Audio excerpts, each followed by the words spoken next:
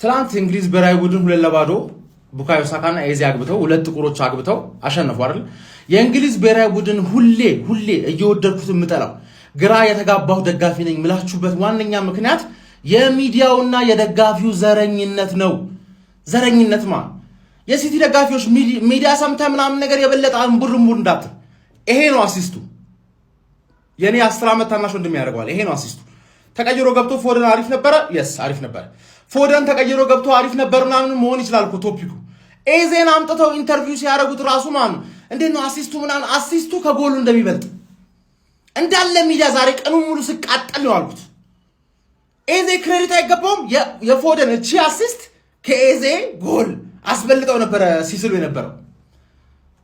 የሲቲ ደጋፊዎች እዚህ ውስጥ ገብተህ ምናምን እንዳትል አንተ ጥቁር ምናልባት ኦራይል ላይ ሙድ ሊይዙበት ይችላል።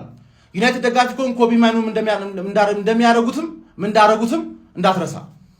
ጥቁር ተጫዋች ከሆንክ ይበድሉሃል። ስታሸንፍ የሆነ ነጭ ተጫዋች ሃሪኬንን ወይ ፎደንን የሆነ ሰው ግሪሊሽን ምናምን ለጥፈው ጋዜጣ ይለቃሉ። ስትሸነፍ ቡካዮ ሳካን ይለጥፉልሃል። ሳይጮትም ቢሆን የኤዜን ኢንተርቪው ኤዜ ጎል ኢንተርቪው ብለህ ከፈለክ ገብተህ እየው ማይረባ ዘረኛ ቡድን። ለዚህ ነው ምጠላቸው። ምደግፋቸው ደግሞ ለምንድን ነው? ሁሉንም ተጫዋች ከሳምንት እስከ ሳምንት ስለማየው ተጫዋቹ እኔ ምን አደረገኝ? አያሳዝንም? ለፍቶ ምናምን ለሀገሩ ምናምን የሆነ ነገር አይገባው። ስለዛ እየተጫወቱ እያለ ሁሌ ደግፋቸዋለሁ።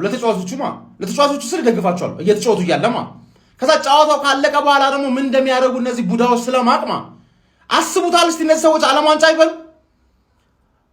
በህይወታቸው አንድ ኢንተርናሽናል ትሮፊ አንድ ዓለም ዋንጫ 1966 ዩሮ በልተው አያውቅ። ምን አያውቅ ኔሽንስ ሊግ ምንም ነገር በሀገር በልተው አያውቅ። ግን ፉትቦል ኢዝ ካሚንግ ሆም ብለው የሚጨፍሩ ሰዎች ናቸው።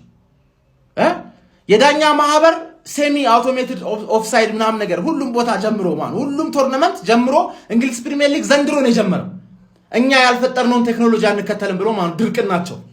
እኛ የፈጠርነውን ነው የምናስተምረው ምናምን ነገር ማሀይም ዳችሁ እኮ ባለፈው የሲቲ ደጋፊዎች ምናምን ነገር እነሱን በዳኛ ታገዛላችሁ ምናምን ተብሎ ምናምን ነገር እንዲነቆሩ የሚያደርጉት እኮ ዳኞቹ ናቸው እኮ። ዳኞቹ ሌቦ ስለሆኑ ሲቲ በዳኛ ሲበደል አይቻል አውቃለሁ። አልፎ ደግሞ ከትላልቅ ብሮች ጋር ምናምን ለሲቲ ሲያዳሉ አይቻለሁ። ሲቲ ምን አገባው? ሲቲ ምን አገባው? ገባርለ ሲቲን መወንጀል አንችልም። ምክንያቱም ሲቲን የሚበድላሉ ቡዳ የሆኑ ዳኞች እንግሊዝ ያሉ ሰዎች ዳኛ፣ ደጋፊ፣ ማህበር ሁሉም ነገር ዜጋ እንዳለ እንግሊዛዊ የሚባል በሙሉ ማህይም አይራ ማወቅ አለብን። ለዚህ ነው ስኬታቸውን ማልፈልገው። ማህይሞች ናቸው።